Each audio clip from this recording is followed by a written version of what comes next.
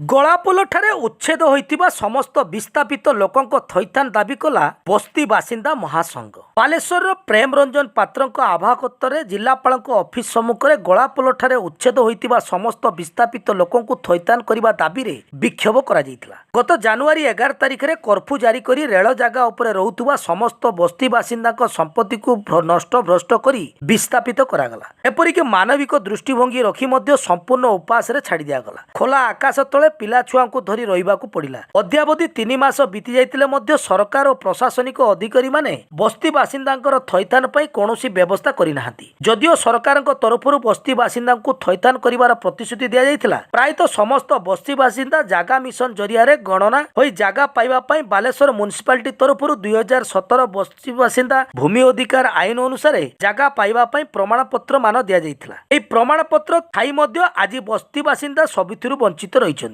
ଗତ 14/2/25 ଜିଲ୍ଲାପାଳଙ୍କୁ ବିଭିନ୍ନ ପ୍ରମାଣପତ୍ର ସହ ଅଭିଯୋଗ ଦରଖାସ୍ତ ପ୍ରଦାନ କରାଯାଇଥିଲା, କିନ୍ତୁ ପ୍ରଶାସନିକ ସ୍ତରରେ ବସ୍ତି ବାସିନ୍ଦାଙ୍କ ସହ କୌଣସି ଆଲୋଚନା କରାଯାଇ ନାହିଁ କି କୌଣସି ବ୍ୟବସ୍ଥା କରାଯାଇ ନାହିଁ। ଓଡ଼ିଶା ବସ୍ତି ବାସିନ୍ଦା ଭୂମି ଅଧିକାର ଅଧିନିୟମ 2017 ଅନୁଯାୟୀ ଜିଲ୍ଲାପାଳଙ୍କ ଅଧ୍ୟକ୍ଷତାରେ ଏକ ବିହିତ କମିଟି ଗଠନ କରି ବିସ୍ଥାପିତ ବସ୍ତି ବାସିନ୍ଦାଙ୍କ ଠାରୁ ଆବଶ୍ୟକ କାଗଜପତ୍ର ଗ୍ରହଣ ସହ ଆବେଦନ କରିବା ପାଇଁ ଆଇନଗତ ନିୟମକୁ ଅଦ୍ୟାବଧି କାର୍ଯ୍ୟକାରୀ କରାଯାଇ ନାହିଁ। ଏନେଇ ଗଣବିକ୍ଷୋଭ ସହ ଜିଲ୍ଲାପାଳଙ୍କ ଜରିଆରେ ମାନ୍ୟବର ମୁଖ୍ୟମନ୍ତ୍ରୀ ମହୋଦୟଙ୍କୁ ଦାବିପତ୍ର ପ୍ରଦାନ କରାଯାଇଛି। ଉକ୍ତ ଦାବିପତ୍ର ଅତିରିକ୍ତ ଜିଲ୍ଲାପାଳ ସୁଧାକର ନାୟକଙ୍କୁ ଏକ ପ୍ରତିନିଧି ଦଳ ଯାଇ ଦେଇଥିଲେ। ପୂର୍ବତନ ବିଧାୟକ ସ୍ୱରୂପ ଦାସ, ରାଜ୍ୟ କ୍ଷେତ ମଜୁର ୟୁନିୟନ ଉପସଭାପତି ଶିଶିର ହୁଇ, ଓଡ଼ିଶା କୃଷକ ସଭାର ରାଜ୍ୟ କମିଟି ସଭ୍ୟ ସୀତାଂଶୁ ସେନାପତି, ପୂର୍ବତନ ବିଧାୟକ ସୁଧାଂଶୁ ପରିଡ଼ା, ପୌର ଉପାଧ୍ୟକ୍ଷ କୈଳାସ ସେଠୀ, କ୍ଷେତ ମଜଦୁର ୟୁନିୟନର ରାଜ୍ୟ ସଭାପତି ନିର୍ମଳ ନାୟକ, ପୂର୍ବତନ ଉପନଗରପାଳ ମନୋଜ ରାଉତ, ସିଆଇଟିୟୁର ଜିଲ୍ଲା ଆବାହକ ବିଜୟ ପାତ୍ର, ମୋଟର ଟ୍ରାନ୍ସପୋର୍ଟ ୟୁନିୟନର ସମ୍ପାଦକ ରାଜକିଶୋର ଲେଙ୍କା, ଏଲ୍ଆଇସିର ନେତା ଶ୍ୟାମସୁନ୍ଦର ଜେନା, ପୂର୍ବତନ କାଉନସିଲର ବିଶ୍ୱଜିତ ମହାପାତ୍ର, କାଉନସିଲର କାର୍ତ୍ତିକ ସାହୁ, ପରେଶ ଚନ୍ଦ୍ର ଜେନା, ମମତା ମାନ୍ନା, ଶକୁନ୍ତଳା ବେରା,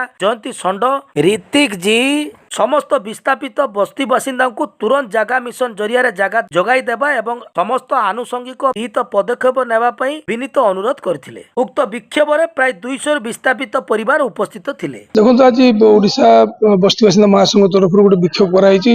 ଉଦ୍ଦେଶ୍ୟ ହେଉଛି ଯେ ପୂର୍ବତନ ସରକାର ନବୀନ ପଟ୍ଟନାୟକ ସରକାର ସମୟରେ ବିଭିନ୍ନ ବସ୍ତି ବାସିନ୍ଦାଙ୍କୁ ଜାଗା ମିଶନ ଜରିଆରେ ତାଙ୍କୁ ପ୍ରଥମେ ଗ୍ରୀନ କାର୍ଡର ସର୍ଭେ କରାଯାଇଥିଲା, ଉଷା ସର୍ଭେ କରାଯାଇଥିଲା। ପରବର୍ତ୍ତୀ ସମୟରେ ଲ୍ୟାଣ୍ଡ ଏଲ୍ଇସି ଦିଆଯାଇଥିଲା, ଲ୍ୟାଣ୍ଡ ଏଣ୍ଟାଇଟଲମେଣ୍ଟ ସାର୍ଟିଫିକେଟ ଦିଆଯାଇଥିଲା। ପରବର୍ତ୍ତୀ ସମୟରେ ଲ୍ୟାଣ୍ଡ ରାଇଟ୍ ସାର୍ଟିଫିକେଟ ମଧ୍ୟ ଦିଆଯାଇଥିଲା।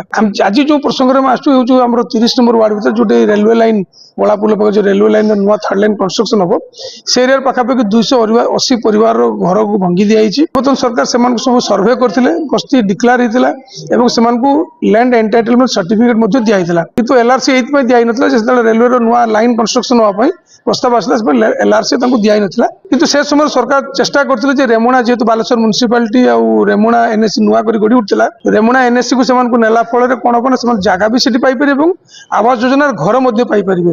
ଗୋଟେ ସମ୍ବେଦନଶୀଳ ପଦକ୍ଷେପ ପୂର୍ବତନ ସରକାର ନେଇଥିଲେ। କିନ୍ତୁ ଇଲେକ୍ସନରେ ସେ ପ୍ରକ୍ରିୟା ଜାରି ଥିଲା, କିନ୍ତୁ ସେ ଭିତରେ ଇଲେକ୍ସନ ଡିକ୍ଲାର ହେଇଗଲା। ଇଲେକ୍ସନର ରେଜଲ୍ଟ ଆସିଲା ପରେ, ନୂଆ ସରକାର ଆସିଲା ପରେ ଏ ବସ୍ତି ବାସିନ୍ଦାଙ୍କ ସହିତ କୌଣସି ଆଲୋଚନା କରୁନାହାନ୍ତି ବା ତାଙ୍କ ଥଇଥାନ କରିବାର କୌଣସି ଚିନ୍ତା କରିନାହାନ୍ତି। ଅପରପକ୍ଷରେ ଡିସେମ୍ବର ମାସର କଡ଼ା ଶୀତ ସମୟରେ ତାଙ୍କ ଘର ସବୁ ଭାଙ୍ଗି ଦିଆଗଲା।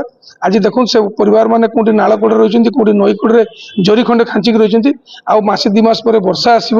ତ ଆମର ଆଜି ନିବେଦନ ରହିବ ଏଇ ସରକାରଙ୍କୁ ଯେ ଆପଣ ପ୍ରତିଶ୍ରୁତି ଦେଇଥିଲେ ଲୋକଙ୍କ କଥା ବୁଝିବେ, ଦୁଃଖର ସାଥୀ ହେବେ, କିନ୍ତୁ ଏଇ ଲୋକଙ୍କ ସାଥୀ କିଏ ହବ?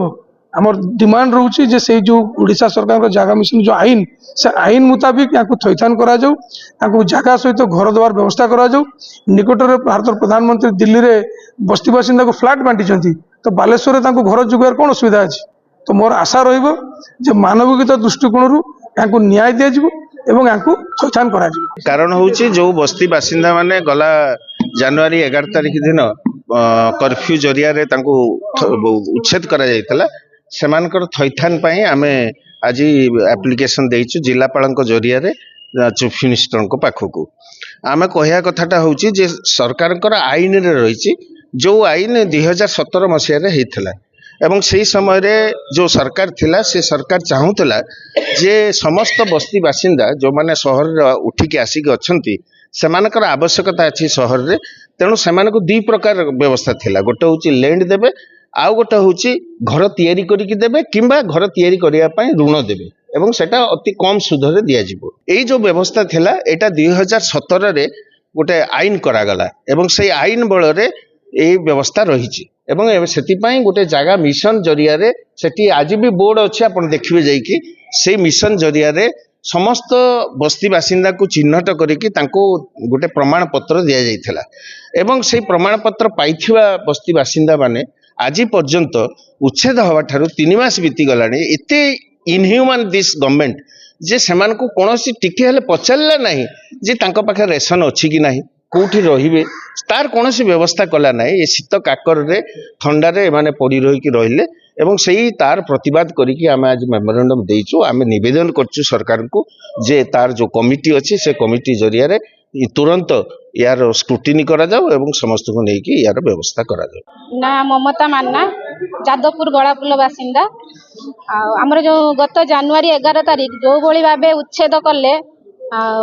रेलवे रे फास्ट आमको कुआ जाइथिला 20 फुट नेबे बोली तापरे से हठात 3 दिन भितर अनाउंस करी कर्फ्यू जारी करी आम मानक उच्छेद करचंती जहा कि ओडिशा रे को जगार भी एमती उच्छेद है ना आम प्रति सरकार बहुत अनियम भावे जो माने कार्यकारी करिसंती से पई आमे दुखित सरकार जो आमको देइचंती भूमिहीन प्रमाण पत्र से नियमटा एपर्यंत सरकार लागू रखिचंती किंतु तार किछि कार्यकारी करू नाहंती आमर निवेदन सरकार को रहिला जे आमर जो आमर अधिकार आमर जो भूमिहीन प्रमाण पत्र आमको देइचंती आई बस्ती बासिंदा भाई भौणी माननकु थैथान करांतु सेमानकु ठीक न्याय दियंतु।